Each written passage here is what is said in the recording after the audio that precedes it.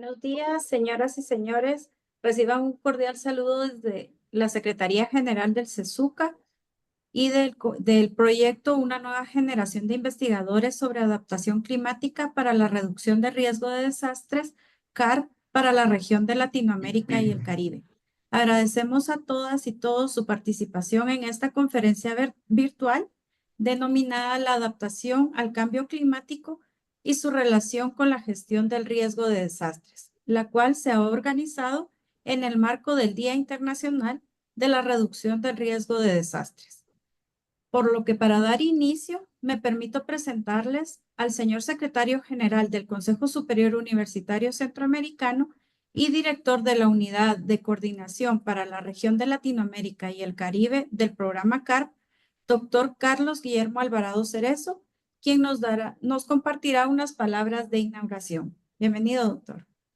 Muchas gracias, muy amable. Quiero saludar en primer lugar a la distinguida doctora Silvia Ramos Hernández, a quien agradezco que comparta con nosotros sus amplios conocimientos y su experiencia. Muchas gracias, doctora Ramos, que esté con nosotros el día de hoy.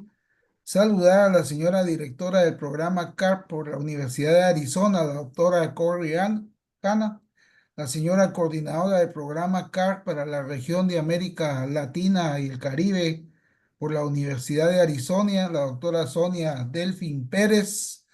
También quiero saludar a la señora coordinadora del programa CARP para la región de América Latina y el Caribe por el CESUCA, la maestra Anabela García, y al equipo de trabajo de la unidad de coordinación de este programa tan importante, la maestra María Fernanda Rivas y la licenciada Vilma Curú. A las distinguidas y distinguidos investigadores, docentes, profesionales, estudiantes de las diferentes instituciones de la región de América Latina y el Caribe que nos honran el día de hoy con su presencia, tengan todas y todos muy buenos días. Es para mí, en representación de la Secretaría General del Consejo Superior Universitario Centroamericano y de la Unidad de Coordinación Regional para América Latina y el Caribe del programa Una nueva generación de investigadores sobre adaptación climática para la reducción de riesgo y desastres. Motivo de satisfacción darles una cordial bienvenida a esta actividad, la adaptación al cambio climático y su relación con la gestión de riesgo y desastres, el cual se realiza en conmemoración del Día Internacional para la Reducción de Riesgo y Desastres, proclamado por la Asamblea General de las Naciones Unidas en el año 1989, con el propósito de concientizar a los gobiernos y a la sociedad en general acerca de la importancia de tomar medidas para poder minimizar los riesgos asociados a los desastres naturales. Dicha asamblea proclamó el 13 de octubre que cada año se fomente la sensibilización sobre la necesidad de esa gestión proactiva del riesgo de desastres en todo el mundo.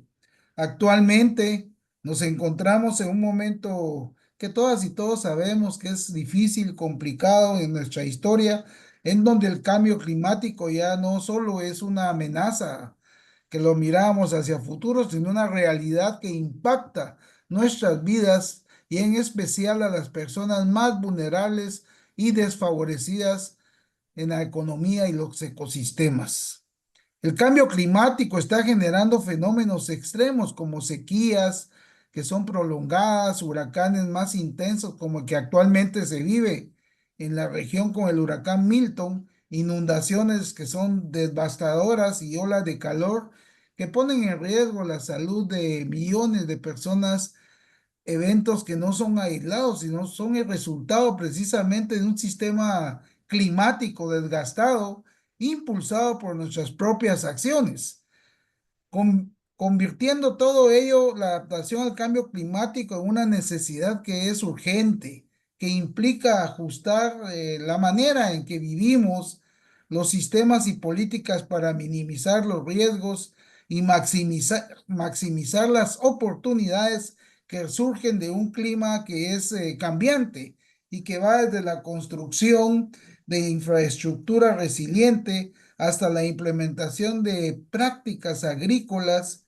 sostenibles que ayuden a las comunidades a enfrentar los desafíos existentes y los que se aproximan. Por otro lado, la gestión del riesgo de desastres busca reducir esa vulnerabilidad y aumentar la capacidad de respuesta ante estas situaciones que son adversas. Esto implica una educación que sea adecuada y de calidad de la población, siendo este el rol fundamental de nuestras casas de estudios superiores, así como también es importante, y eso es fundamental, involucrar a las comunidades locales, porque son ellos quienes mejor conocen su entorno y los desafíos a los que se enfrentan día a día. Y por último, la creación de sistemas de alerta temprana que son responsabilidad de los gobiernos y que deberían de impulsarse en asociación con todos los sectores de nuestra sociedad. La adaptación al cambio climático y la gestión de riesgo de desastres son temas que están entrelazados y es por eso que debemos de trabajar juntos de manera solidaria y colaborativa, como siempre lo menciono, integrando esfuerzos, integrando recursos para construir un futuro que sea más resiliente.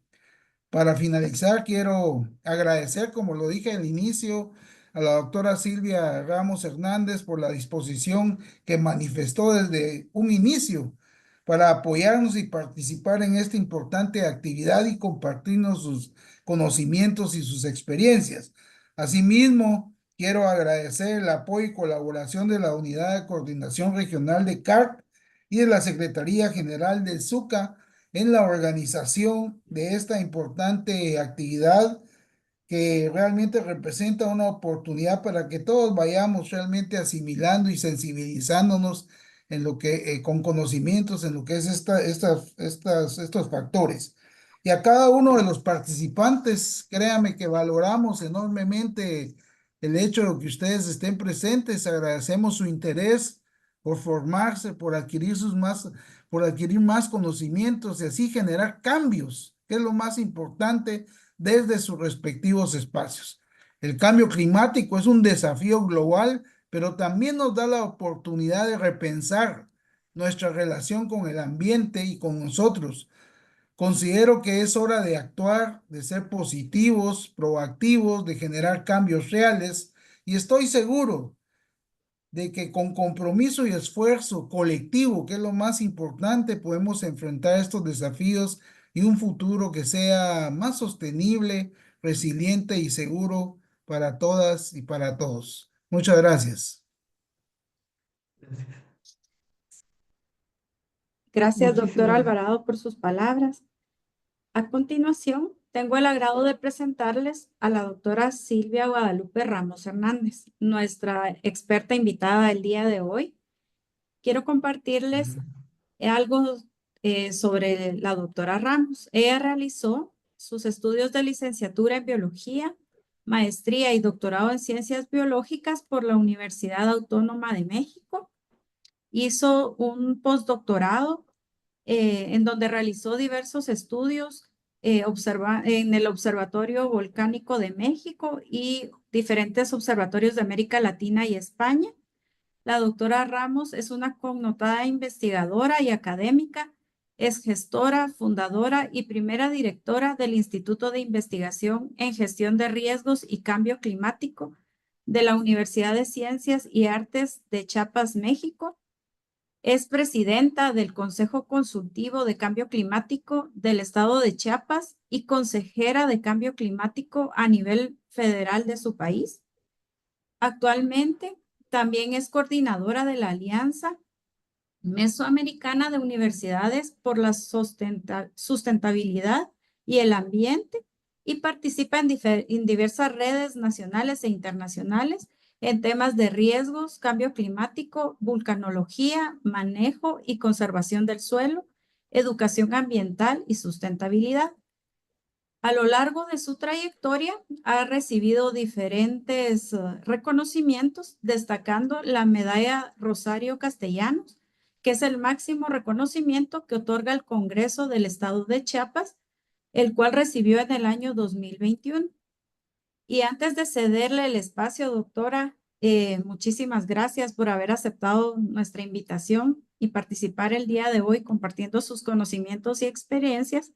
Les informo que tanto en el chat del Facebook como el de Zoom pueden realizar sus preguntas, ya que al final de la conferencia, pues la doctora Ramos tendrá a bien responder sus inquietudes. Ahora sí, sin más preámbulo, dejo a la doctora Silvia Ramos, quien nos compartirá el tema del día de hoy. Muchas gracias. Adelante, doctora. Muchísimas gracias, Anabela. Pues antes que nada, muy buenos días, doctor Carlos Alvarado. Es realmente un gran placer saludarlo por este medio. El doctor Carlos Alvarado, secretario general del Consejo Superior Centroamericano, el SUCA, conocido por sus siglas. Es un honor que aceptar esta invitación, por supuesto, y compartir pues nuestras experiencias y conocimientos acerca del tema, sobre todo para hacer hincapié en lo que usted ya comentó, en una amplia reflexión acerca del papel de no solamente de los investigadores, sino de nuestras instituciones de educación superior en el tema y el avance necesario que tenemos que dar. Y por eso estoy encantada de aceptar esta invitación, por supuesto, y compartir nuestras experiencias. Si me permiten, voy a compartir la presentación.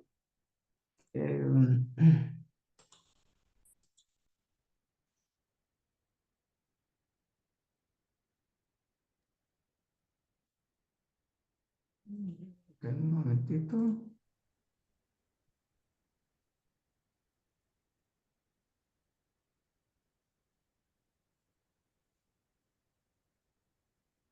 Por alguna razón no la puedo compartir. A ver.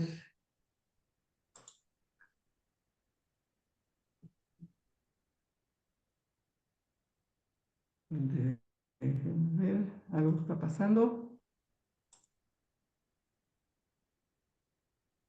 Ya la habíamos visto, ¿verdad? Hace ratito Sí, la checamos y pasa muy bien, pero la voy a cerrar la que tengo aquí en mi pantalla y la vuelvo está bien, a doctora. abrir. Denme un segundito.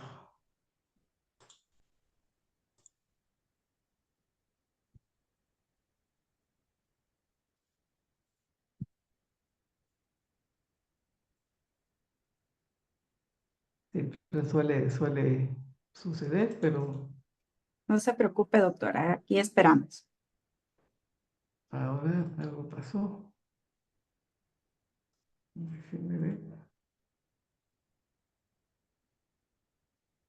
Mientras tanto, me permito saludar a todos. Ya he estado viendo en el chat que nos saludan desde República Dominicana, desde varios países de Centroamérica. Gracias a todos por estar acá. Y recuerden poner sus preguntas en el chat, tanto de Facebook como en el de acá de Zoom.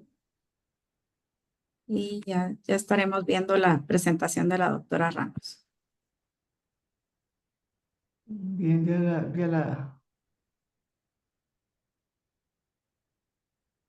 algo pasó. No entiendo qué. Se lo puedo enviar Sí, doctora, por favor. a ver, se lo envío a Fernanda. Está bien.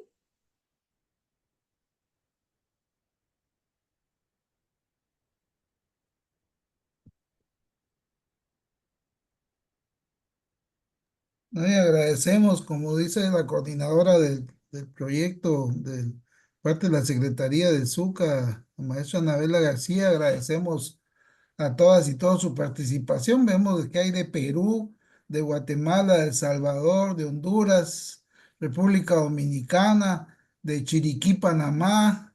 O sea, les agradecemos que estén Ah, presentes y que con decía ¿se está podamos... viendo? Perdón, doctor, ¿se ve ya la pantalla? ¿Todavía no? Sí, ya sí se se ve. mira, ahí Ah, se Solo si magnífico. la pusiera en modo presentación, doctor. ¿Cómo no? podemos Ahí aprender está. mucho el día de hoy. Gracias, Adelante. gracias, doctor. Disculpe.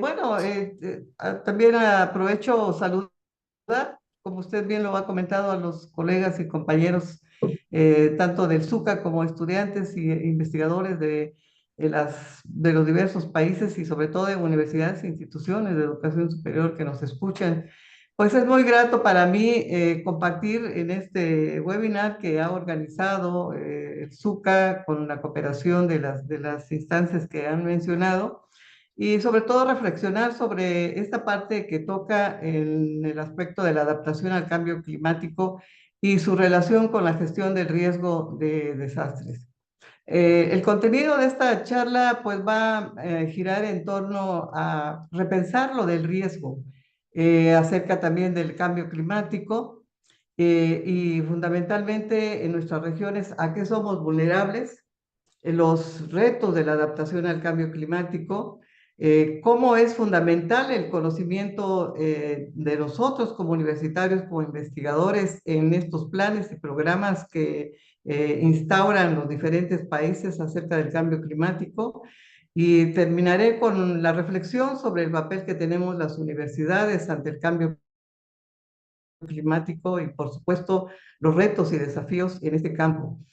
Iniciaré diciendo que si estarán ustedes de acuerdo en que el repensar el riesgo es un factor importante en la vida de la humanidad en general, teniendo en cuenta que estas expresiones nómadas desde los primeros desplazamientos prehistóricos que hacían las civilizaciones en ese momento, era en búsqueda pues de mejores condiciones de clima, de suelo, de la propia supervivencia. Entonces, pues propiamente el ser humano se ha ido como adaptando a esas condiciones de riesgo y buscando siempre la manera propicia de poder desarrollarse. Y en aquel momento pues era la sobrevivencia, ¿no? Y la agricultura y todas esas formas que le dieron poco a poco a estas sociedades pues una forma de poder establecerse y seguir su evolución. Pero, ¿qué ha pasado después a medida que los seres humanos han entrado en el uso de la tecnología, de la industrialización? Pues que prácticamente empezamos a cambiar toda la faz del consumo de los recursos naturales, de esas transformaciones que hemos hecho de alguna manera deliberada y a veces no deliberada, y esas transformaciones que han dado lugar a lo que hoy conocemos como el fenómeno global del calentamiento climático y que es al que nos vamos a referir en este momento. El riesgo, tal como lo conocemos, es esta fórmula que parece muy sencilla en su concepto teórico, metodológico incluso. El riesgo pues, es igual a la exposición del peligro todo está en función también de qué tanto somos afectables por estos riesgos, de acuerdo a la vulnerabilidad que tienen las sociedades a esto. Entonces, en función de esta vulnerabilidad, es que vamos a cuestionarnos fundamentalmente como sociedad actual, dónde estamos, qué estamos haciendo como sociedad y sobre todo podrán ustedes tal vez estar de acuerdo en que hoy las sociedades vivimos con más incertidumbres y que nos replanteamos realmente si vivimos en un mundo seguro y hoy incluso muchos jóvenes se cuestionan, por ejemplo, si será seguro digamos, en el contexto de cambio climático, tener una familia, asegurar la sobrevivencia pues de organizar un entorno familiar, o en este contexto, pues decididamente no. Y hay muchos jóvenes que hoy, por ejemplo, piensan en ya no tener familia, en continuar su vida, pero en no organizar algo en torno a lo que es la célula de la sociedad, que es la familia.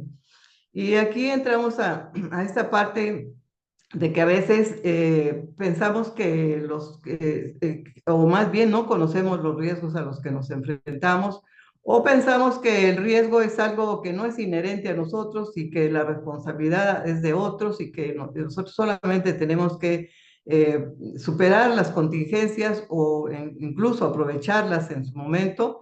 Y de ahí que tenemos que entender esta parte que dónde debemos estar, si podemos manejar esas incertidumbres, es decir, esa parte que no está asegurada del diario vivir y de los escenarios que vienen más adelante, y si conocemos los riesgos y posibles desastres, sobre todo si estamos preparados para esto, y toda esta parte de la planeación y la preparación que nos lleva hacia esa palabra que ahora está bastante usada, que es la gestión de los riesgos, que significa pues esa parte de la planificación de los escenarios de riesgos a los que estamos normalmente expuestos. Y por si fuera poco, este carácter de la gestión de los riesgos y los riesgos a los que normalmente estamos enfrentados, pues están, digamos que se están manifestando ya en la actualidad en un panorama, digamos, pues hay que decirlo fríamente, poco alentador, porque por un lado están las amenazas ya de los fenómenos hidrometeorológicos que están ganando, digamos, presencia en cuanto a los impactos en la sociedad actual, más los otros eventos, como los eventos geológicos, que no tienen que ver con el calentamiento global, pero de todas maneras tienen afectaciones que superan los cientos, miles y a veces millones de personas, como son los grandes terremotos. Nosotros aquí en México pasamos uno recientemente en el 2017 y en el 2019 repitió un evento en la parte central del país, y más todas las posibilidades de otro tipo de fenómenos como son los tsunamis. Y entonces, pues, quisiéramos que no pensar en un panorama catastrófico ni nada de, de estos escenarios, pero la verdad es que sí tenemos que repensar en todo lo que está ocurriendo en la actualidad, porque no solamente son los fenómenos geológicos, hidrometeorológicos, pero está esta parte también de los socioorganizativos, donde estos desplazamientos que se están dando en muchos lados del mundo y que tanto Centroamérica, Sudamérica como México estamos experimentando el éxodo de muchísimos cientos de miles de millones de personas migrantes que dejan sus terrenos, que dejan sus tierras abandonadas, ya sea por un desastre, ya sea por el cambio climático o por otro tipo de fenómenos como la violencia y otros más que caracterizan nuestras regiones. Por si fuera poco, tenemos en cuenta que esta trayectoria de muchos de huracanes, tanto del Pacífico como del Golfo, una y otra vez más golpearán a nuestras regiones y, por supuesto, a las sociedades que estamos expuestas, principalmente todas las regiones costeras, pero también en el interior de la parte territorial. Y esto, desafortunadamente, las previsiones que ya se están haciendo es que cada vez serán más numerosos y cada vez serán más potentes la capacidad destructiva de los huracanes, como lo que está sucediendo actualmente. Esto son estudios que ya están bastante, digamos, bastante basados en estas estadísticas de cómo se vienen toda esta parte de los desastres originados en la parte de los fenómenos hidrometeorológicos. Por ejemplo, aquí en Chiapas, por el Están en el 2005, pues sufrió graves afectaciones regiones importantes de la costa chiapaneca y de la región sierra. Y bueno, como en todos lados, como también pasa en Centroamérica, por supuesto, en el Caribe, el impacto pues es muy grave para todas las regiones y no se han repuesto las poblaciones cuando en el mismo lugar, en el 2010, nuevamente fue azotado por un evento nuevamente hidrometeorológico y volvió a causar nuevamente daños en el mismo sitio. Entonces, pues es algo realmente muy complejo para los países, para todos, poder resarcir esta gran cantidad de daños, como también sucedió recientemente en México con ustedes seguramente han de haber visto el tema del huracán Otis en 2023 en Acapulco Guerrero. Es una zona turística muy importante para el país, es icónica Acapulco Guerrero. Entonces, lo que dejó perplejo a muchos de los especialistas en la marcha de estos fenómenos en su estudio fue que en pocas horas estos fenómenos digamos, acumularon suficiente energía en la superficie del mar, en la cantidad de humedad y temperaturas altas que normalmente tienen estas superficies para que se generen como un motor que intensificó la velocidad en pocas horas, pasando de una categoría 1 hasta categoría 5 que impactó y hizo unos destrozos increíbles. Y eh, previamente en esta región, en esta misma región cerca de Acapulco, hay un icono también de un desastre del 2013 del deslizamiento de laderas en una comunidad que se llama La Pintada, que fue muy famoso también por fenómenos hidrometeorológicos de Ingrid y Manuel. Aquí literalmente se derrumbó parte de un cerro con estos efectos impulsores o factores impulsores como son la deforestación, la baja resistencia del material, de laderas que son graníticos arenosos con muy baja capacidad digamos, de estabilidad y ante las fuertes lluvias y agrietamientos que habían ya y eran signos evidentes de una inestabilidad. Y así este desastre que ocurrió en esa misma región, pues dio lugar a que 71 personas perdieran la vida y que casi cerca de la mitad del poblado fuera sepultado por esta masa deslizada. Y bueno, presento esos casos aquí en México, en el país, porque están ocurriendo una y otra vez en muchas regiones del mundo, no solamente en México, en América Latina. Eh, Posteriormente, este huracán John volvió a afectar nuevamente al puerto de Acapulco, nuevamente en este año, en septiembre, y básicamente volvió a pegarle muchas de las áreas afectadas. Mientras tanto, por este huracán ya se configuraba el huracán Milton, este huracán formado en el lado del Atlántico, y se configuran amenazas muy fuertes, no solamente como Milton, que llegó a afectar parte de Campeche, Yucatán, en la zona de la península, pero los efectos, como ustedes bien saben, también fueron desastrosos en la parte de Estados Unidos, en la parte este de Estados Unidos, a pesar de que ya había perdido cierta parte de la peligrosidad porque llegó con intensidad de huracán 3, pero aún así fue muy destructivo.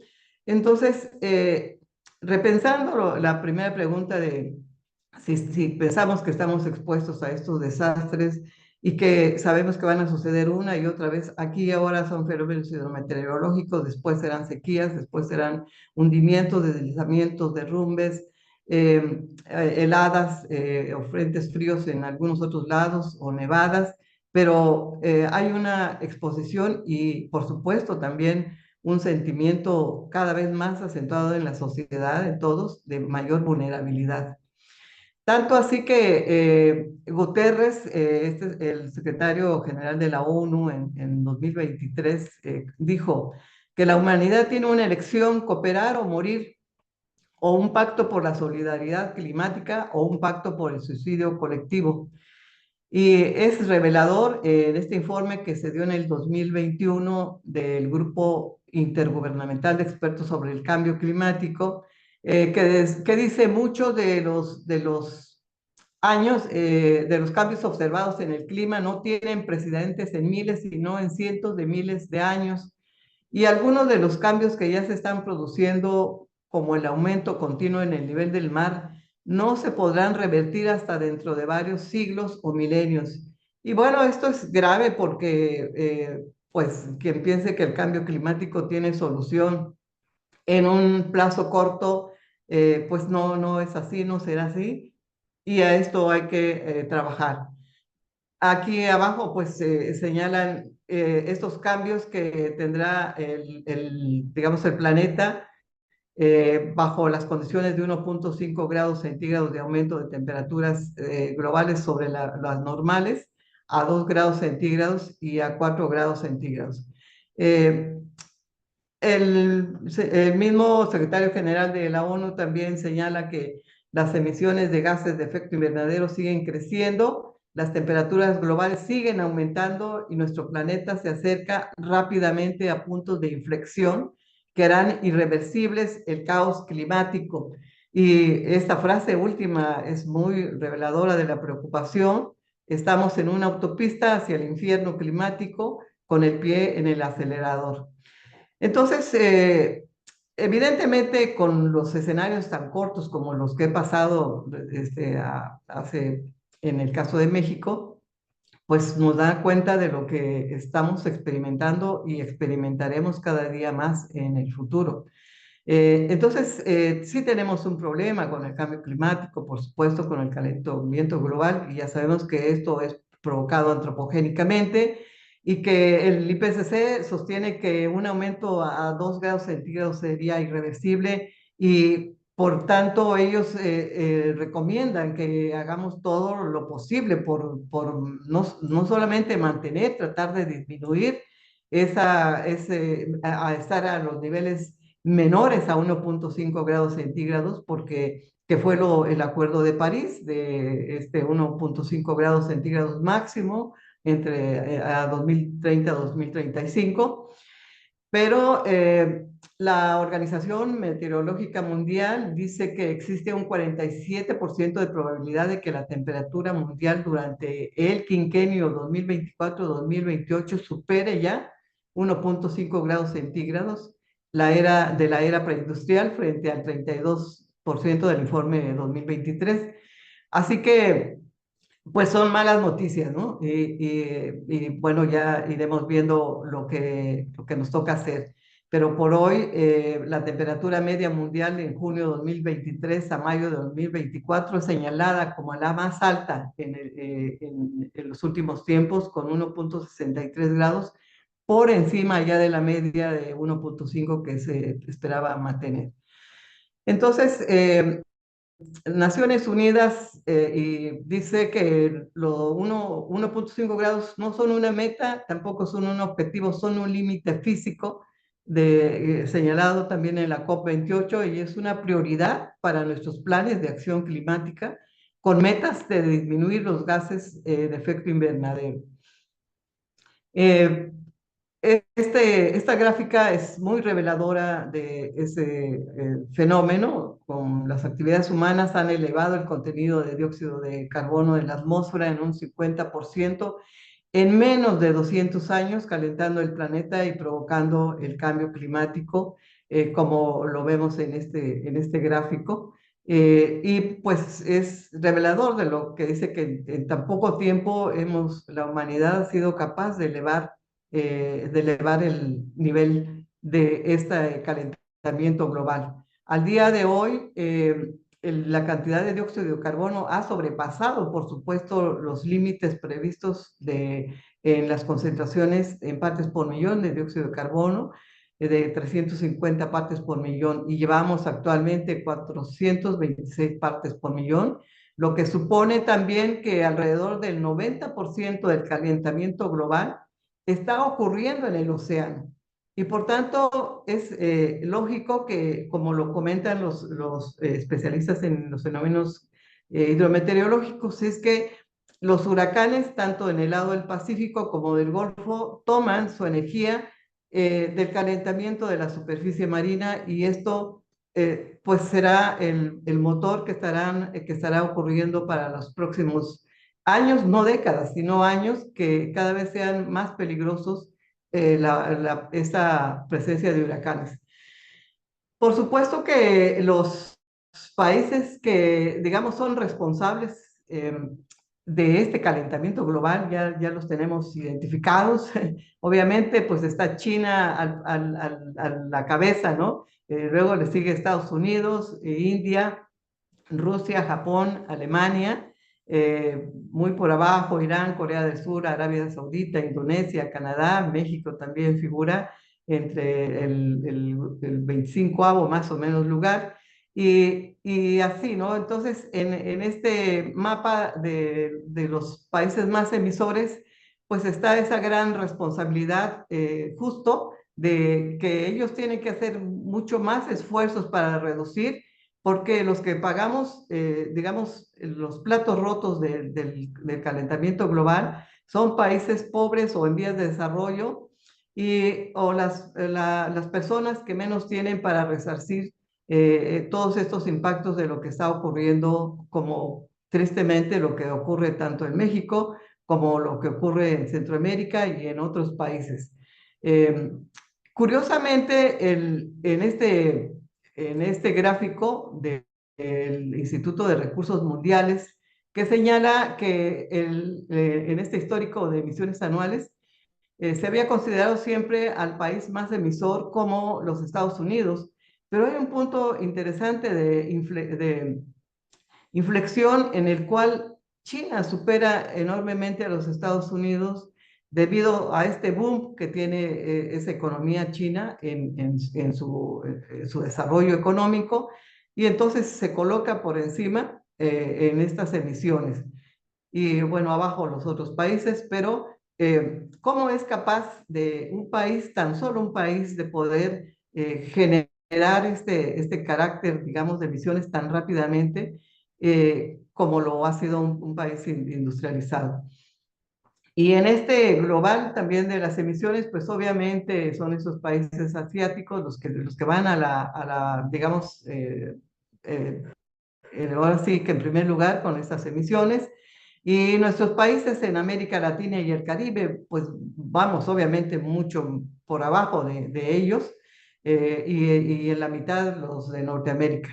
Así que son estos gases de efecto invernadero de origen humano, combinados con causas humanas y naturales, los que van, digamos, punteando todos estos daños que se están ocasionando en el mundo, en tanto que por causas naturales, digamos, causas naturales, algún otro tipo de cambio climático, como es, por ejemplo, las emisiones de los volcanes, que también pueden causar cambios climáticos, pues son bajos comparados con todo lo que es antropogénico.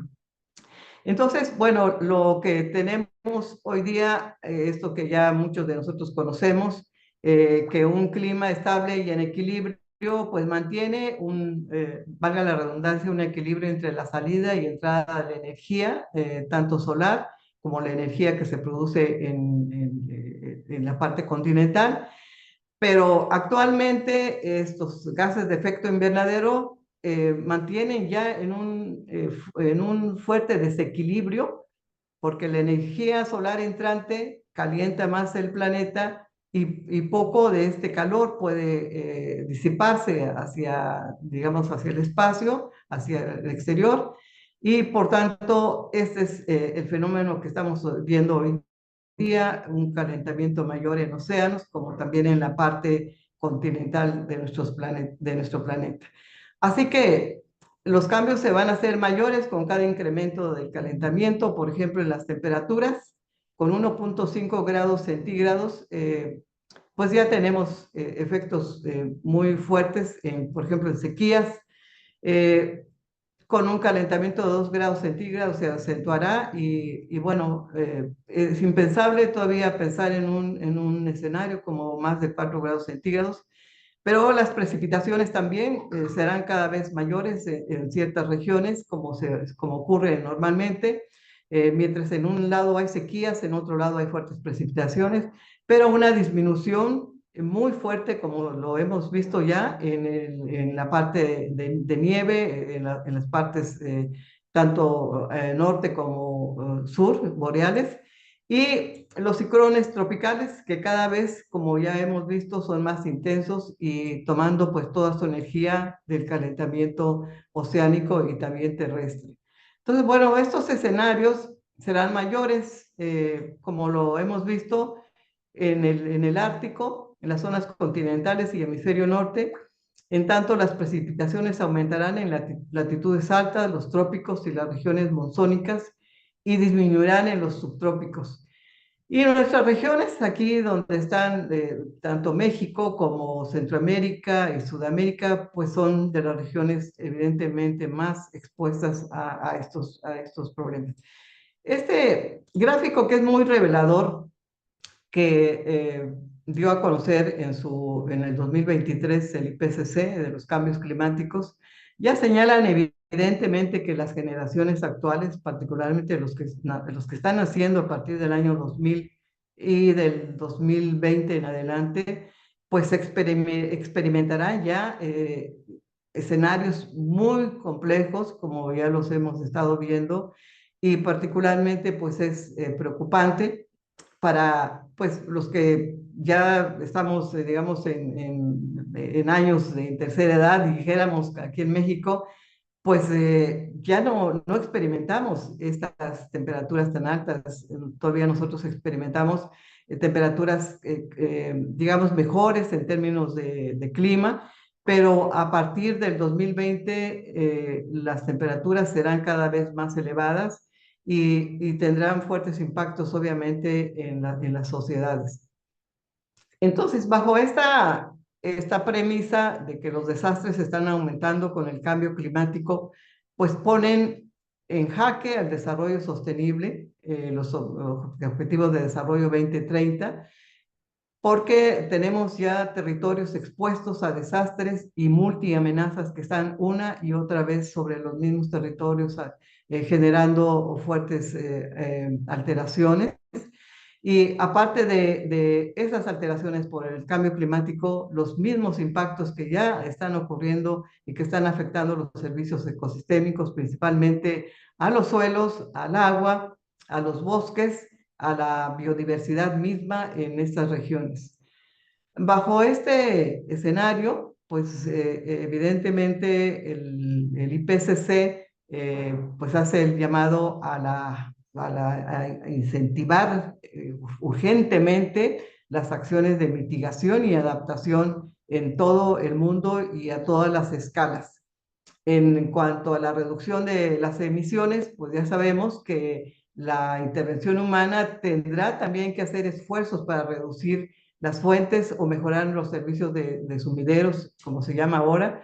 Un sumidero es cualquier proceso o actividad que retire gases de efecto invernadero de la atmósfera, y también el secuestro de carbono, que son aquellos procesos que aumenten el contenido de carbono de un depósito que no sea la atmósfera, como puede ser la forestación, la reforestación y otras prácticas que mejoren el carbono en los suelos agrícolas al fin de retener el dióxido de carbono lo más que se pueda. Y en la adaptación, estrategias para reducir impactos, y el cambio debe seguir por varias décadas, aunque cesen las emisiones. Esta adaptación al cambio climático señala que deben haber ajustes en sistemas humanos o naturales como respuesta a estímulos climáticos proyectados o reales, y sus efectos que puedan moderar el daño o también aprovechar aspectos beneficiosos.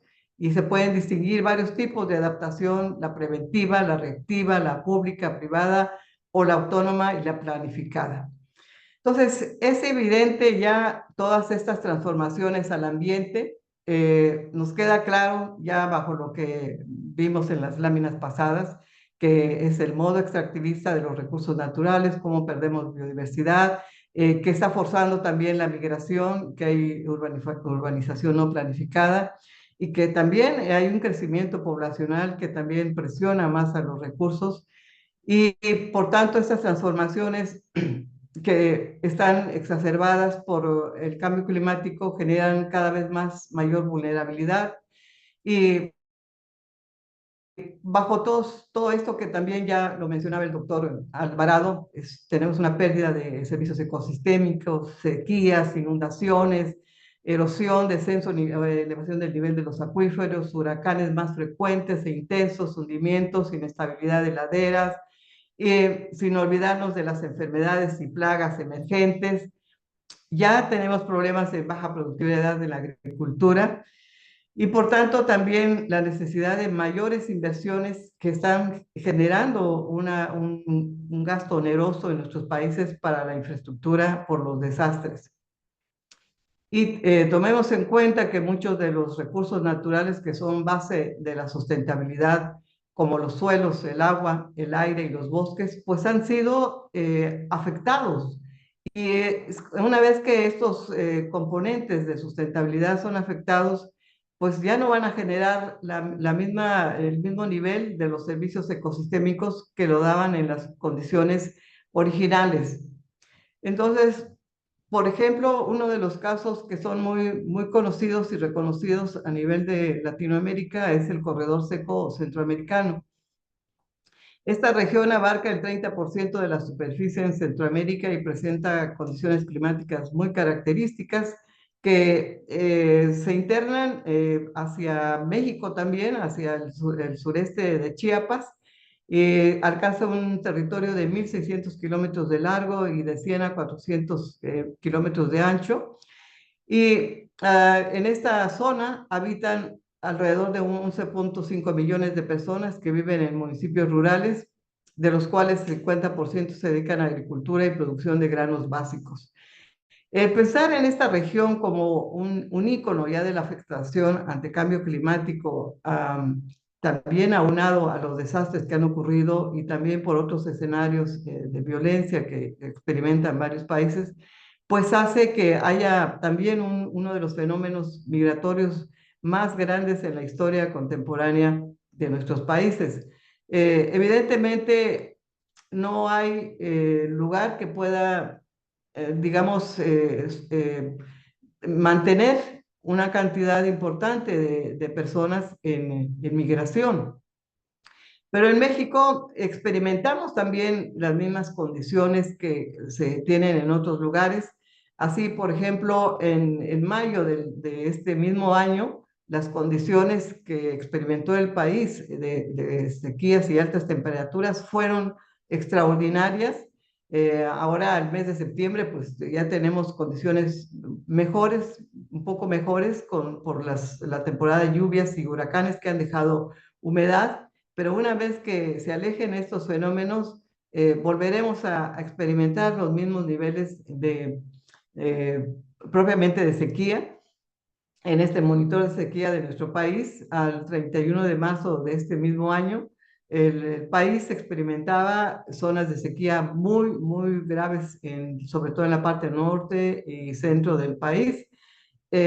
Actualmente, al 30 de septiembre, evidentemente por la humedad que traen todos estos fenómenos hidrometeorológicos, no tenemos problemas de sequías en estas partes, pero sí en la zona norte se siguen todavía presentando estos fenómenos graves de sequía. Entonces, en México se han identificado estados y municipios de mayor vulnerabilidad y marginación, que obviamente son municipios prioritarios para la atención por parte del gobierno mexicano. Entonces entramos a la tercera parte de esta charla, que es los planes de acción en el mundo ante el cambio climático. Es evidente que todos los países estamos ahorita trabajando fuertemente para generar este nivel de gestión de los riesgos ante cambio climático en estos instrumentos, que son instrumentos de planeación, que son fundamentales para cumplir los compromisos asumidos en París durante la COP21, y que significa que estos planes vayan con sus acciones a limitar el avance del calentamiento global a menos de 1.5 grados centígrados. Todos los países están con sus propuestas para limitar las emisiones, que deben reducirse en un 28% para lograr el objetivo de 2 grados centígrados del Acuerdo de París, y en un 42% para el objetivo de 1.5 grados para 2030, y que están en estos instrumentos que se llaman NDCs, que son estos instrumentos condicionantes para reducir las emisiones. Sin embargo, aquí pues es donde está el gran desafío en el mundo, en estos planes de acción y en estas actividades que se realizan a lo largo y ancho de todas nuestras regiones y países para lograr este objetivo. ¿Cómo se logra? A través de estos instrumentos de planeación derivado de las leyes nacionales de cambio climático, como de su normatividad que tenemos en todos los países, que consideran estrategias transversales para apoyar los procesos que fortalezcan seguridad alimentaria, gestión de recursos hídricos en contexto de cambio climático. Y todos estos planes de acción contemplan programas de acompañamiento a entidades y municipios en la elaboración y actualización de instrumentos en materia de cambio climático. Consideran también la inclusión de género, pueblos indígenas, procuración de justicia ambiental, respeto a los derechos humanos, la migración, gobernanza democrática, educación, transparencia y participación ciudadana. Todos nuestros países tienen ya estas políticas públicas para enfrentar el cambio climático, obviamente para estos grandes desafíos en la reducción de riesgos de desastres. Y están todos los marcos de política institucional jurídico, los actores institucionales, los planes y programas que van desde los planes nacionales, estatales, hasta los planes municipales. Esto de las NDCs, que son las contribuciones determinadas de nuestros compromisos como país, que hasta dónde vamos a llegar con las acciones para detener las emisiones y, de ser posible, llegar hasta tasa cero de deforestación y generar pues estos sumideros de carbono, disminuir en 22% las emisiones de gases de efecto invernadero. Otro instrumento también muy importante jurídico, pues es esto que atañe justamente a la celebración o a este Día Internacional de Reducción de Riesgos de Desastres, que es el marco de Sendai para la reducción de riesgos de 2030, el Acuerdo de París 2015, la Agenda 2030 para el Desarrollo Sostenible, los Objetivos de Desarrollo Sostenible 2015, el Pacto de los Derechos Económicos, Sociales y Culturales, el Protocolo de San Salvador de la Convención Americana de Derechos Humanos, así como la Declaración de Quito sobre ciudades y asentamientos humanos sostenibles para todos, lo que se conoce como Hábitat 3. Y en este marco de Sendai, pues se enfatiza, como todos sabemos, que los estados deben adoptar un enfoque multisectorial en su preparación y respuesta a los riesgos de desastres, un enfoque holístico a la identificación de amenazas, evaluación y la gestión de riesgos. Entonces, hasta aquí los planes de acciones buscan evitar, reducir al mínimo y abordar las pérdidas y daños. Con las acciones de mitigación, adaptación, el manejo del riesgo residual, particularmente en este énfasis por los fenómenos hidrometeorológicos, como los causados por tormentas, sequías, el aumento de acidificación de los océanos, el aumento del nivel del mar, o las olas de calor, las inundaciones, los incendios forestales. Entonces, un fuerte desafío para abordar las pérdidas y los daños, ¿verdad? Porque eso, ¿quién asume esos costos? Pues hasta ahorita, quien asume esos costos, pues son los propios países con sus propios recursos, y de ahí la importancia de esta parte de la respuesta de emergencia, de los fondos de reconstrucción, del apoyo a las reubicaciones, de los programas de apoyo a los medios de subsistencia y la protección social.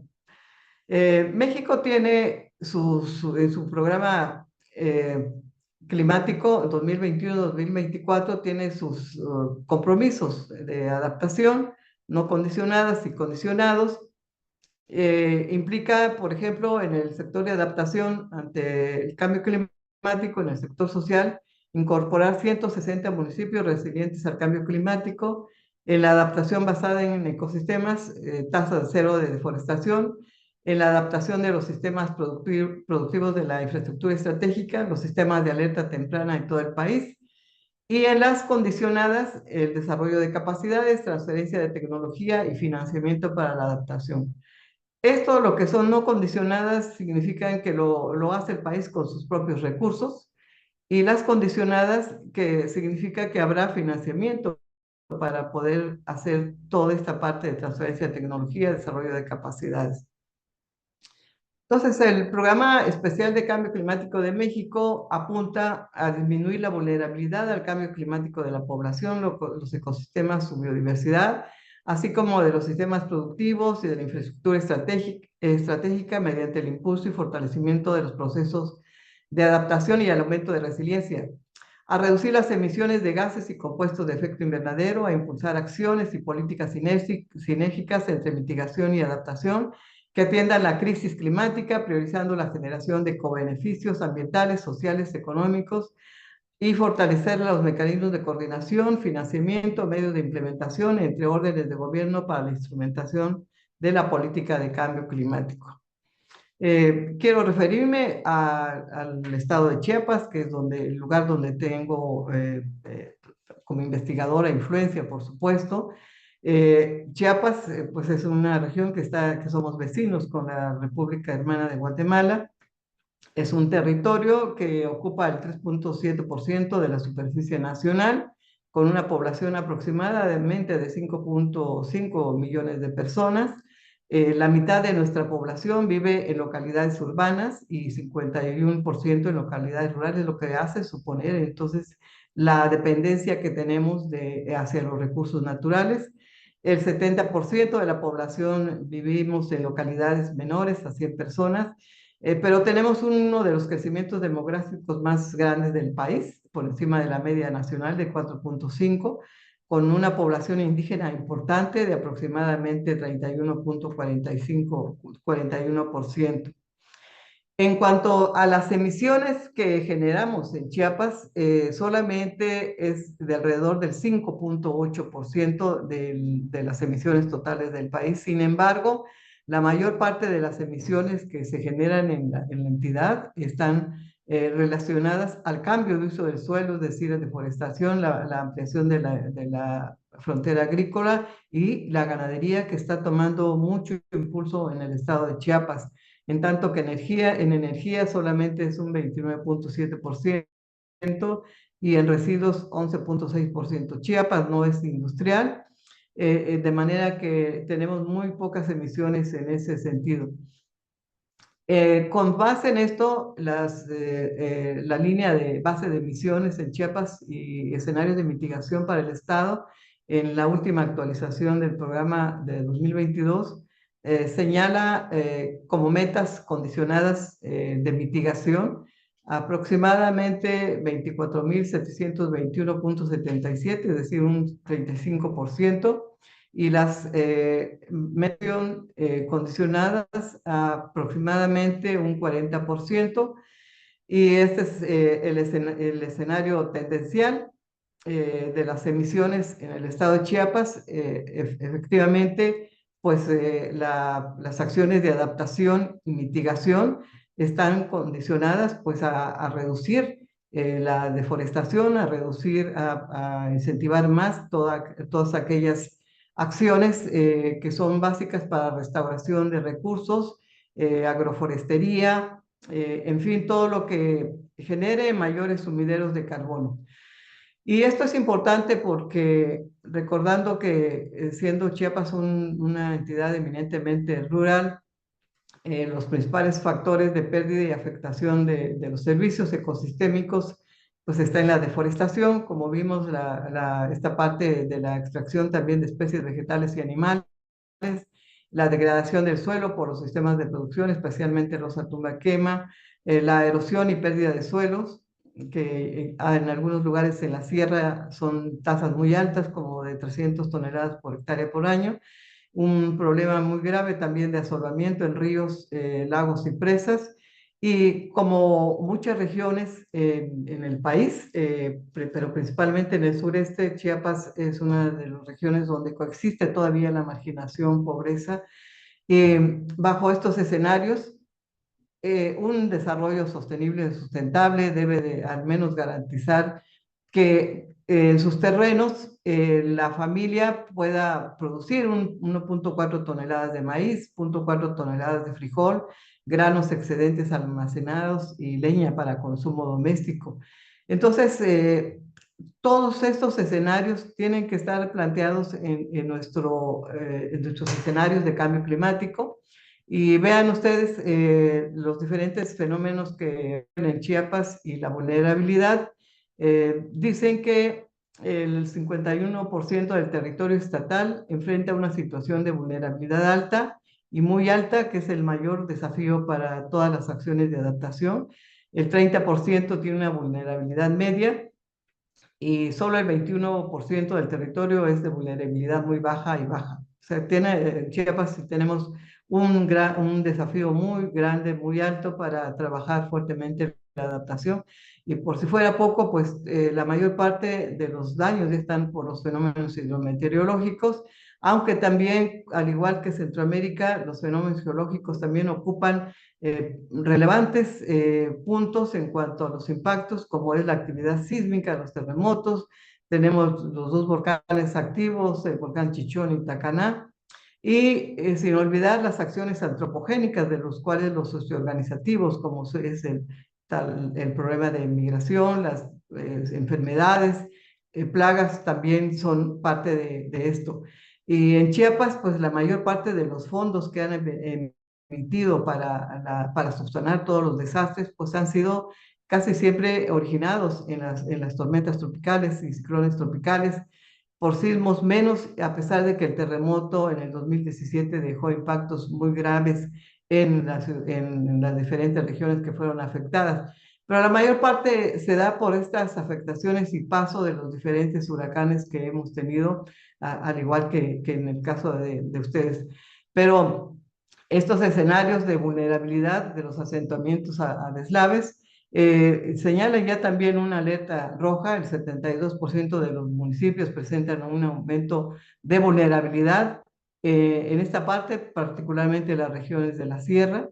Y en tanto, la vulnerabilidad de la ganadería extensiva al estrés hídrico también señala que el 92% de los municipios presentan un aumento de vulnerabilidad también en cuanto a estos escenarios utilizados, y que también tenemos alta vulnerabilidad de asentamientos humanos a inundaciones, particularmente en la costa, que son ríos de curso corto y que donde están las mayores afectaciones en un 32% de los municipios.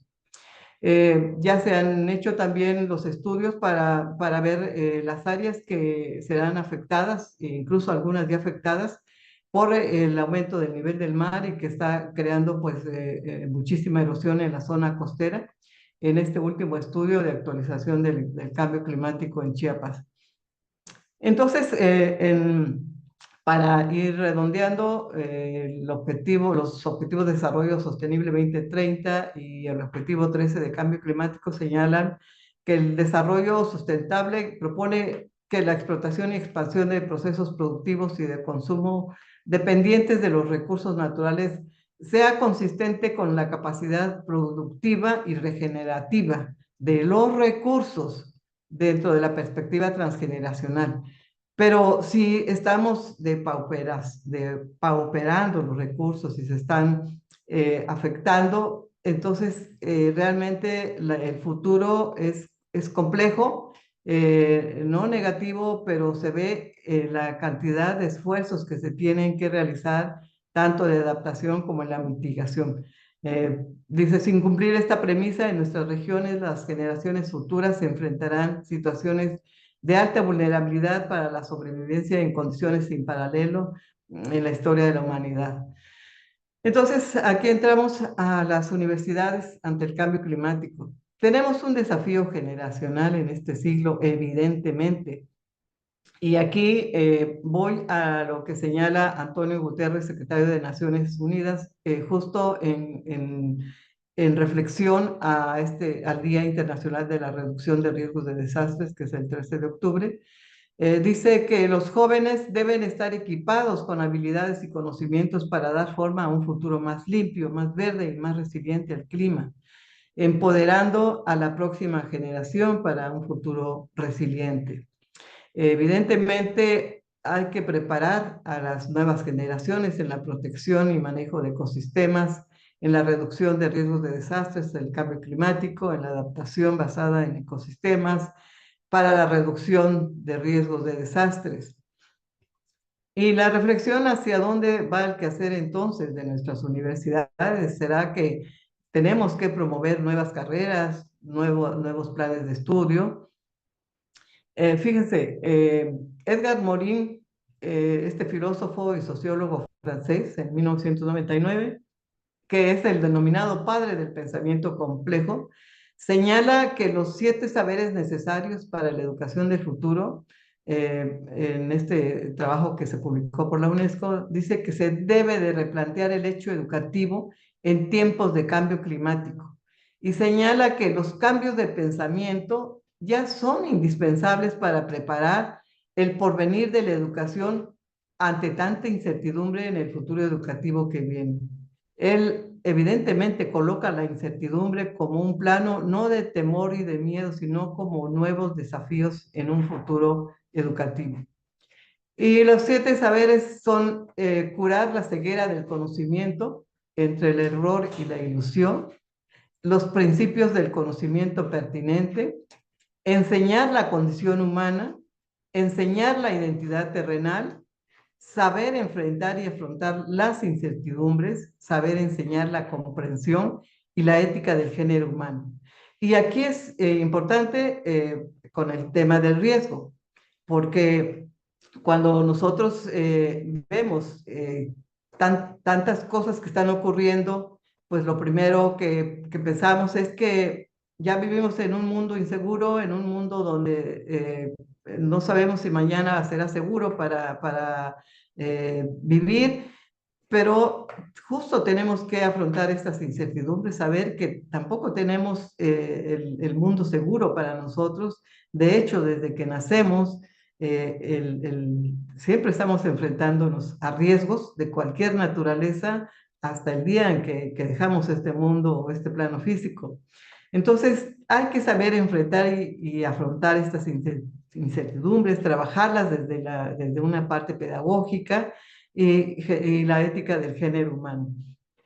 Así que en este marco de Sendai, del 2015-2030, la Estrategia Internacional de Reducción de Riesgos, también lo que dice el IPCC, el PNUMA, los ODS 2030, los marcos de la NUYES, CEP, la UNESCO, el Programa Nacional y Estatal de Desarrollo, apuntan a que nuestras universidades, instituciones de educación superior y centros de investigación incorporemos el componente de cambio climático y la gestión de riesgos de desastre. ¿Cómo lo tenemos que hacer? Bueno, promover la investigación en estos temas, generar grupos, redes, cuerpos académicos, líneas de investigación, enfoques de la investigación para incorporar la adaptación basada en ecosistemas, basada también en comunidades, basada en resiliencia, formar recursos humanos en estos temas, actualizar nuestros programas de licenciatura y posgrado para incorporar el cambio climático y la gestión de riesgos de desastres, vinculación social de estos programas de intervención y sensibilización comunitaria con estos enfoques y sustentabilidad, y trabajar mucho en el nivel de nuestras instituciones con planes internos de adaptación al cambio climático. El marco de Sendai lo señala claramente en la prioridad 1, que dice comprender el riesgo de desastres. Aquí señala que se debe intensificar la labor científica y técnica sobre la reducción del riesgo de desastres y su movilización mediante la coordinación de las redes existentes y las instituciones de investigación científica a todos los niveles y en todas las regiones. Así que para ir finalizando, en todo el mundo los impactos del cambio climático y los riesgos ya exigen compromisos institucionales para impulsar cambios profundos desde la estructura curricular, desde las profesiones, nuevas habilidades y conocimientos en los docentes e impulsar mayor investigación y vinculación, que los jóvenes que se están formando en nuestras aulas enfrentarán ya en sus profesiones retos relacionados con el cambio climático y los riesgos asociados.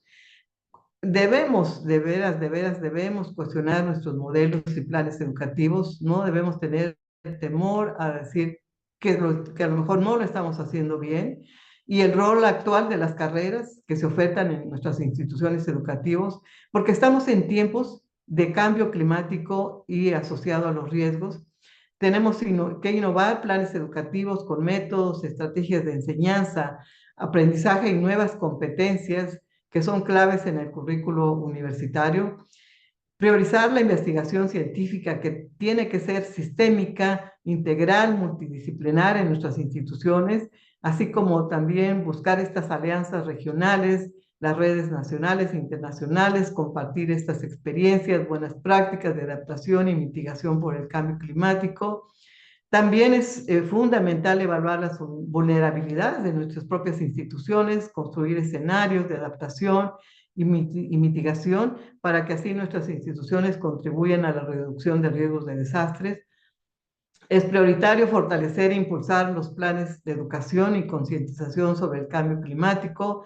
Formar espacios proactivos es muy importante entre las comunidades jóvenes porque tienen que tener una forma distinta de abordaje de estos asuntos del cambio climático a través de acciones señaladas en los planes y programas de educación en cambio climático y a la vez también combatir un fenómeno muy fuerte que se está dando, que es la ansiedad climática.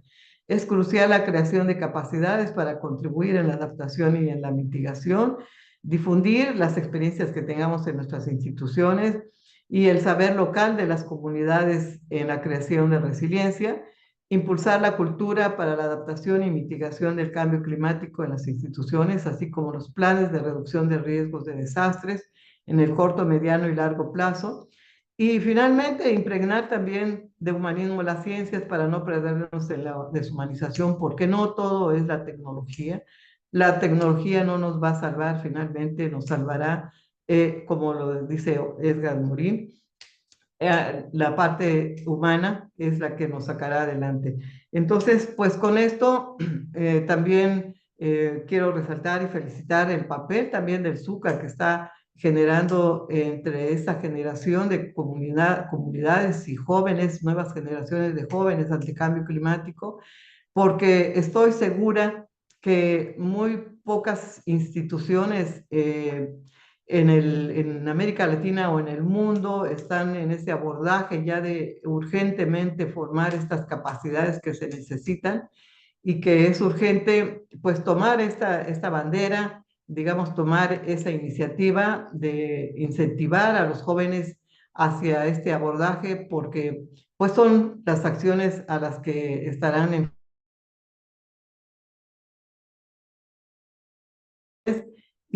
estarán demandando en las nuevas personas que los contraten esas nuevas habilidades para poder ser efectivos. Así que, en resumen final, el número de desastres y sus impactos ya estamos viendo que se incrementan año con año. Los escenarios de cambio climático ya prevén un incremento en el número de desastres con estos fenómenos hidrometeorológicos y desafortunadamente esto se complica en las multiamenazas. En todos nuestros territorios ya existen condiciones muy altas de riesgos que son desde construidas históricamente y por el cambio climático esperan ser el siguiente desastre. Afectan por supuesto, el bienestar de las personas. Tristemente están retrasando el desarrollo de muchas regiones. Afectan en mayor medida siempre a los más vulnerables y se van a exacerbar desigualdades sociales que evidencian desconocimiento en muchas partes, malas decisiones, omisiones o a veces hasta irresponsabilidad o corrupción. Y urgen acelerar los planes de acción para la adaptación y mitigación ante cambio climático.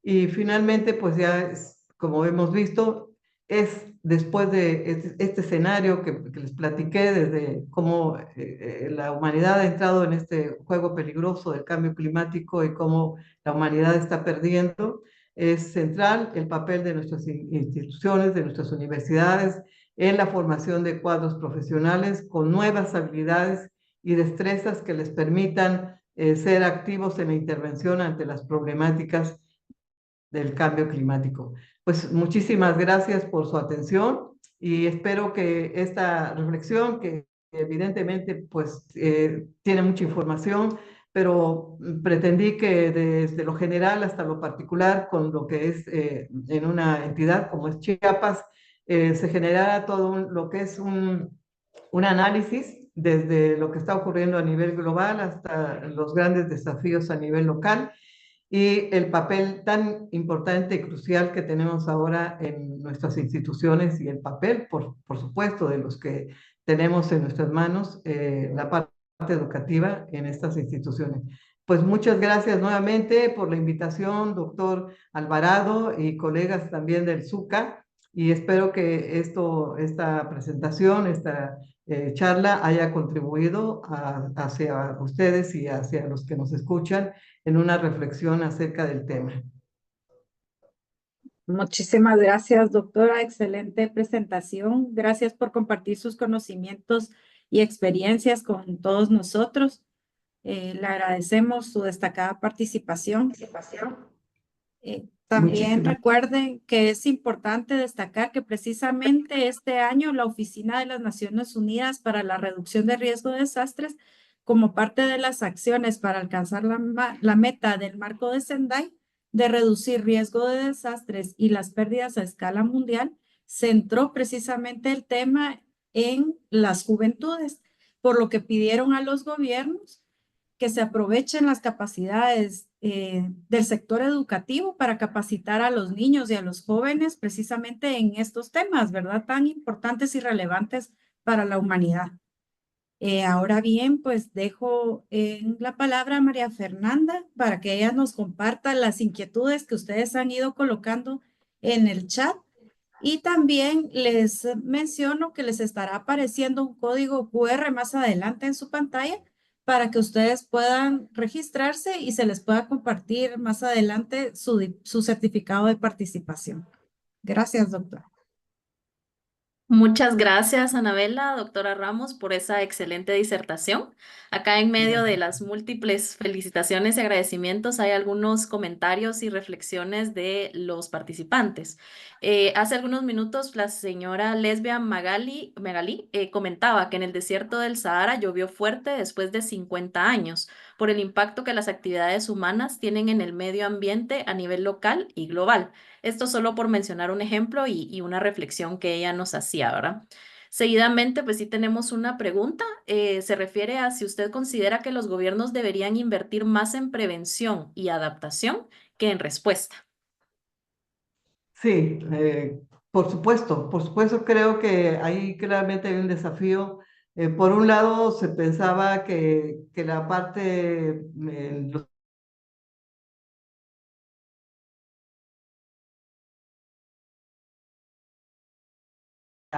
digamos, para resarcir los daños que ocurren después de un desastre. Sin embargo, actualmente es esa parte preventiva, que obviamente no es solamente la parte de restaurar un recurso, sino también la parte de la educación y la incorporación de saberes locales que tienen las poblaciones para poder mejorar el estado de sus recursos. Fíjense, uno de los problemas actuales que están ocurriendo en la migración es que una vez que las poblaciones salen de sus áreas afectadas, generalmente no se ocurre o no ocurre la restauración de recursos cuando podría ser ahí donde se podrían incentivar justamente esas inversiones para mejorar el estado de esos recursos que fueron dañados y generar pues una forma de arraigar o seguir arraigando a personas a sus áreas.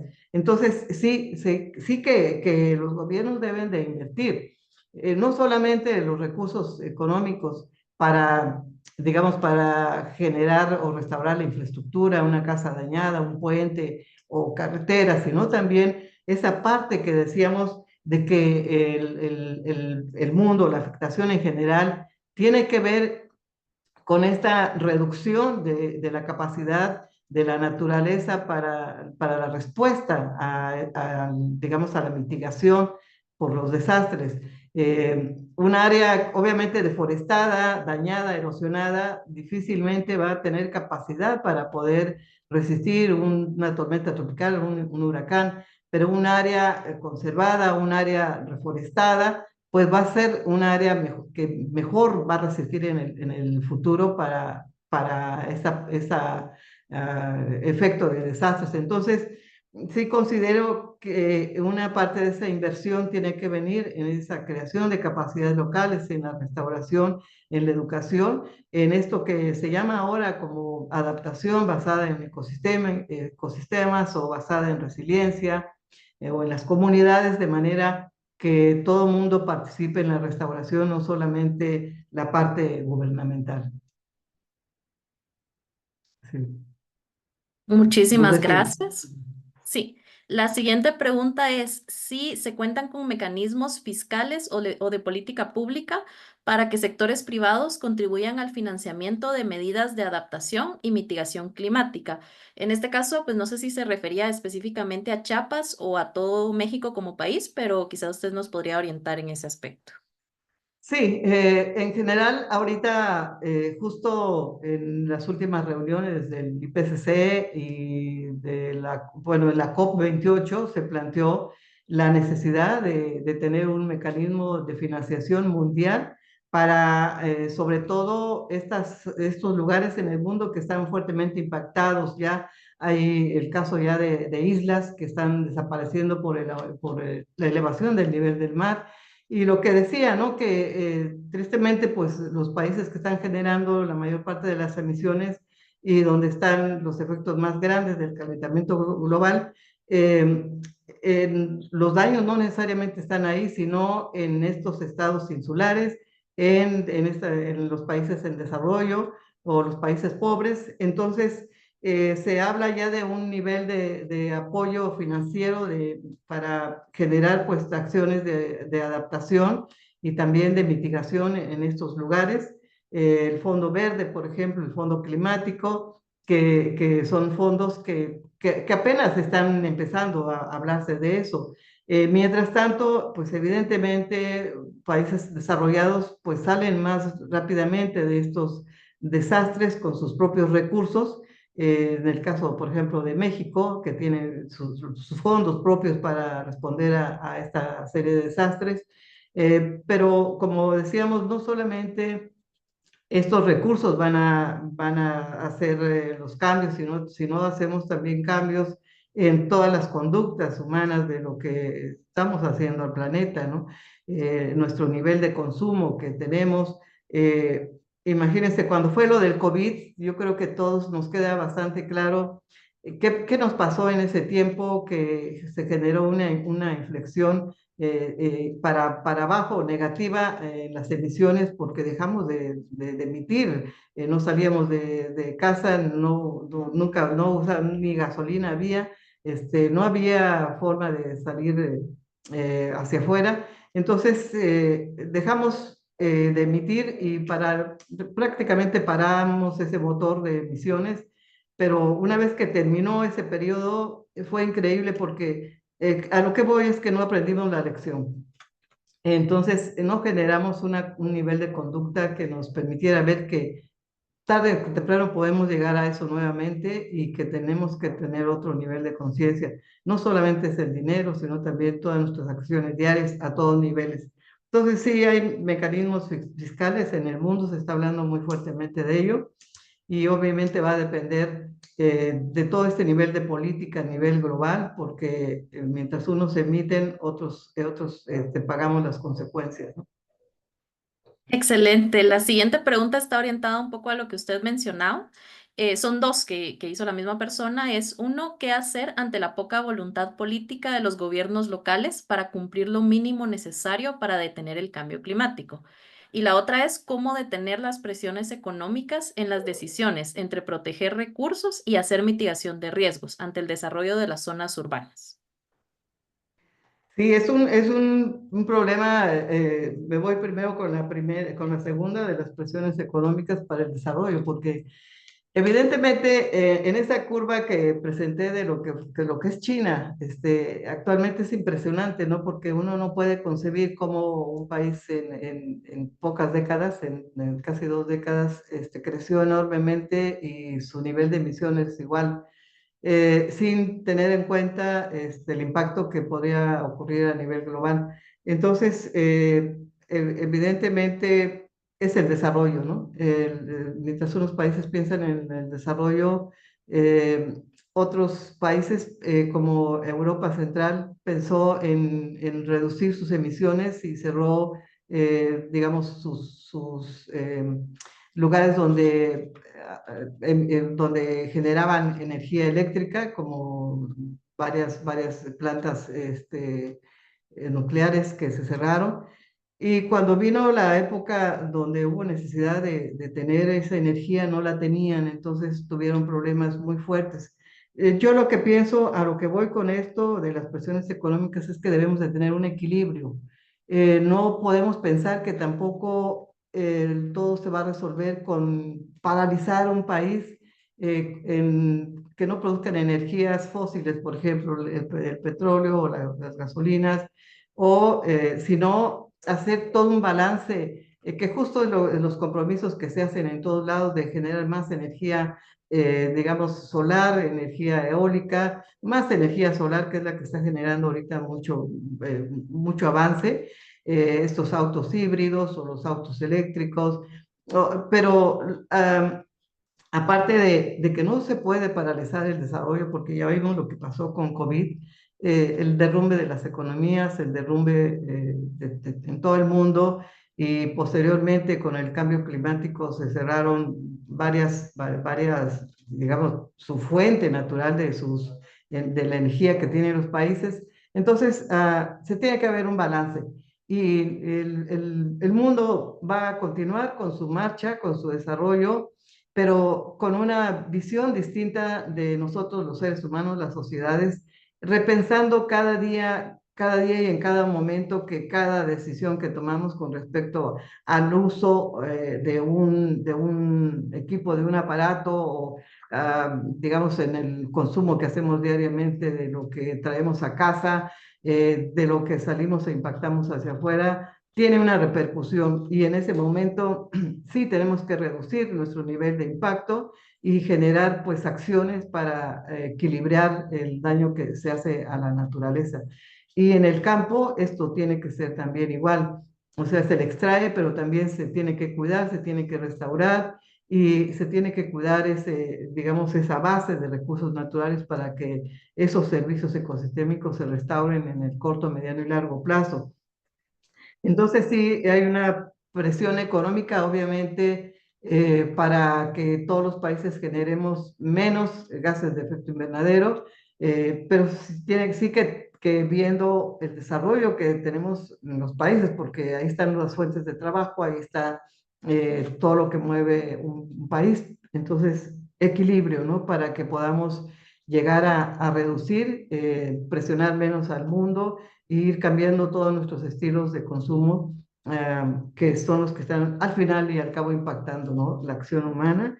Y creo que con relación a la voluntad política, el mundo cambió tan rápido después de COVID, y ahora que tenemos el problema de cambio climático, que como lo dijo bien el doctor Alvarado, es la máxima amenaza que existe en el momento en el mundo, y que está poniendo ya en jaque las economías en todos lados. Entonces, ya se está viendo muchísimo mayor voluntad política. En México, pues por decirles el ejemplo más grande, se llevó a cabo en la administración pasada, y se sigue en el programa más grande de reforestación, que se llama Sembrando Vida. Este es un programa que obviamente es colocar recursos en manos de la gente pobre, de la gente de bajos recursos, que digamos que la pobreza, y un poco abordo también lo de los ODS, porque vean ustedes, la mayor parte de los ODS empieza con reducir pobreza, ¿no? Entonces, reducir pobreza implica que los países que tienen dinero, mucho dinero, generar más recursos para los países pobres o en vías de desarrollo, para llevar ese dinero hacia la gente pobre, ¿no? Porque es la que finalmente está presionando al recurso natural, pero no porque quiera dañar un recurso, sino porque es su única fuente de forma de sobrevivencia. Pero si hay una ayuda económica para reforestar o para mejorar el estado de sus recursos, pues la gente lo va a entender y va a hacerlo. Pero si no hay esa ayuda, diferente respuesta se va a tener. Entonces, sí hay necesidad de que se generen esas voluntades políticas. En México estamos viendo eso muy bien con el programa de Sembrando Vida, los apoyos que se dan a la gente pobre, de escasos recursos, porque, por ejemplo, las Naciones Unidas a nivel mundial marca la necesidad de cumplimiento de los Objetivos de Desarrollo Sostenible 2030, entre ellos el 13, que es lo de cambio climático. Pero ¿cómo podemos exigirle o pedirle o sancionar a una gente pobre, humilde, que su única fuente es su terreno, su tierra, y desforesta porque va a vender la madera o porque va a sacar una especie, un ave tal vez en peligro de extinción porque es lo único que tiene para sobrevivir? Entonces, son muchas cosas, ¿no?, que influyen en esto, pero creo que si hay voluntad política y hay programas y se destinan recursos para estos propósitos, sí podemos lograrlo y esto es en el corto, mediano y obviamente en el largo plazo. Muchísimas gracias, doctora. El doctor Alvarado estaba solicitando la palabra hace un momento. Adelante, doctor. Bueno, Solo ahorita apagó su micrófono, perdón. Ahí está. ya. No, había un comentario que me pareció muy pertinente de Moisés Roberto, que hizo un comentario de la importancia que tiene la educación y el trabajo colaborativo, y también el señor Vargas también, eh, creo que Chambón Vargas, también hizo un comentario muy importante del involucramiento que deben de tener todos los actores, pero las comunidades, que son las que sufren eso, precisamente es importante que participen. Y también me escribió ahorita y valoro su participación, porque él preside actualmente la investigación y los posgrados a nivel del ZUCA. Está el doctor Radamés Silverio presente escuchando la conferencia, así que quería saludarlo también y agradecerle su participación porque él actualmente ocupa un cargo importante, y precisamente estas actividades son para tratar de que los que tienen un rol fundamental ahorita puedan ejercerlo como corresponde. Así que eso quería decir nada más. Muchas gracias. A usted, doctor, muchísimas gracias. Realmente el tema educativo creo que impactó bastante a los participantes acá y colocaron algunas reflexiones, ¿verdad? Realmente estamos con un atraso bastante fuerte. Menciona el señor Félix Martínez, el señor Hipólito López también, ¿verdad? Que es bueno que en las escuelas se comience la concientización, las acciones sobre el cambio climático para tener generaciones con una visión hacia las mejoras, ¿verdad? La siguiente pregunta es, ¿cómo influye el cambio climático en la intensificación de desastres en Chiapas y cómo pueden las ciudades adaptarse mejor a estos nuevos desafíos? Sí, comentaba que en Chiapas, al igual que en muchas regiones en Centroamérica, por eso les platicaba, les ponía ejemplo también del corredor seco. El corredor seco es una amplia zona que de por sí tiene problemas de déficit hídrico, pero está acentuado justamente por el fenómeno de cambio climático, se han acentuado las sequías. Entonces, aunado a eso, en Chiapas, en esta parte que se conoce como Depresión Central del Estado, que es donde le sigue justamente el corredor seco centroamericano, este déficit hídrico ha generado muchísimos daños, por ejemplo, en la actividad productiva, como tanto en los cultivos como en la ganadería. Han habido problemas muy fuertes de mortandad de ganado. Y entonces, Chiapas, como lo expresaba, es una de las entidades de mayor marginación y pobreza en el país, y es uno de los estados que más atención por parte de la federación le dan a nuestra región, a nuestra zona. Eh, Ahora se está planteando, pues evidentemente que dado el carácter de que el Estado es productor tanto de cultivos básicos como también cultivos de exportación, por ejemplo el mango, el café. Aquí en Chiapas también se produce la palma africana y otros cultivos importantes, pues, y la ganadería extensiva.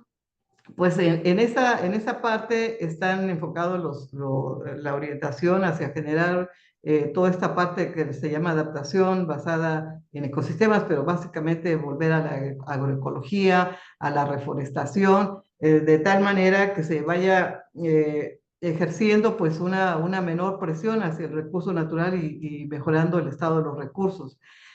Porque como ven, la mayor parte del área que comentábamos es de naturaleza rural y la mayor parte de las personas que viven ahí tienen su economía basada en la autosuficiencia alimentaria, es decir, el cultivo de maíz, frijol, y la sobrevivencia depende de esos cultivos. Entonces, se han desarrollado aquí en Chiapas muchos programas relacionados, como le dije, Sembrando Vida, que es esta parte de darles un recurso por reforestación, por mantener estas prácticas basadas en agroecología, en mejorar el estado de recursos, en mejorar el estado de los suelos. Y pensamos que si se mantienen estos recursos en la gente, va a mantenerse también el esfuerzo, porque desafortunadamente si no se mantienen los recursos que se le dan a la gente, también disminuye la intensidad de la atención hacia esas prácticas agroecológicas, por ejemplo, y la gente pues abandona los esfuerzos. Pero ya llevamos pues toda la administración pasada y esta administración que se ha colocado esa estrategia como básica para restauración de recursos. Entonces, pues el programa de acción climática del estado de Chiapas plantea justamente todos los esfuerzos a la mitigación y adaptación y básicamente es restauración de recursos. Muchísimas gracias, doctora. Como les decíamos hace unos minutos, realmente esta charla ha generado muchas reacciones y reflexión entre los participantes. Les agradecemos a todos y todas por los comentarios. La última pregunta está en relación con los certificados y la grabación y también las diapositivas si se van a compartir. Entonces, les cedo el espacio a la maestra Anabela García para que nos dé las indicaciones finales. Muchísimas gracias. Gracias, doctora, por tan relevantes reflexiones, de verdad muy importantes. Como decía María Fernanda, todos quedamos muy ávidos y con las ganas de continuar, pero bueno, aquí vamos a ir concluyendo esta charla. Sin embargo, hemos visto en el chat también que ya más personas se han querido sumar para contribuir a este recorrido que la educación nos debe de dar, ¿verdad? Que es tan importante. Así que muchísimas gracias, doctora. Y como equipo CARP y la Secretaría General del CESUCA, pues queremos hacerle entrega de un reconocimiento, el cual dice así. Vamos a ver si me lo van a compartir. Ahí está. El proyecto Una nueva generación de investigación sobre adaptación climática para la reducción de riesgo de desastres CARP para la región de Latinoamérica y el Caribe otorga el presente reconocimiento a la doctora Silvia Guadalupe Ramos Hernández por sus aportes impartiendo la conferencia La adaptación al cambio climático y su relación con la gestión del riesgo de desastres, realizada de manera virtual en el marco del Día Internacional de la Reducción del Riesgo de Desastres, con 1 hora de duración. La fecha, Guatemala, 14 de octubre de 2024, y lo firma el doctor Alvarado como secretario general del SUCA y director de la Unidad de Coordinación de la región de Latinoamérica y el Caribe del proyecto CARP, y mi persona como coordinadora general del proyecto. Así también, antes de concluir esta actividad, doctora, muchísimas gracias de verdad por sus aportes y queremos ponerles en pantalla el código QR para que todos puedan escanearlo y así les podamos hacer entrega de su certificado. Como les decía, como me preguntaban en el chat, también queda guardada esta presentación en el Facebook del CESUCA, por lo que pueden continuar y repetir viéndola las veces que ustedes deseen. Y con gusto, pues les solicitaremos la presentación a la doctora para que la podamos compartir con quienes deseen. Nos pueden escribir al correo electrónico de carp@cesuca.org y con mucho gusto pues se lo estaremos compartiendo. Muchísimas gracias. Así también, como hemos escuchado el día de hoy, el impacto, ¿verdad?, del cambio climático en la actualidad es preocupante. Sin embargo, también nos han hecho importantes reflexiones para que unamos esfuerzos y trabajemos de manera colaborativa y solidaria ya que es la mejor manera en la que podemos encontrar soluciones innovadoras y efectivas, porque cada uno y cada una desde su posición, experiencia, aporta un invaluable conocimiento que es esencial para construir un futuro más resiliente.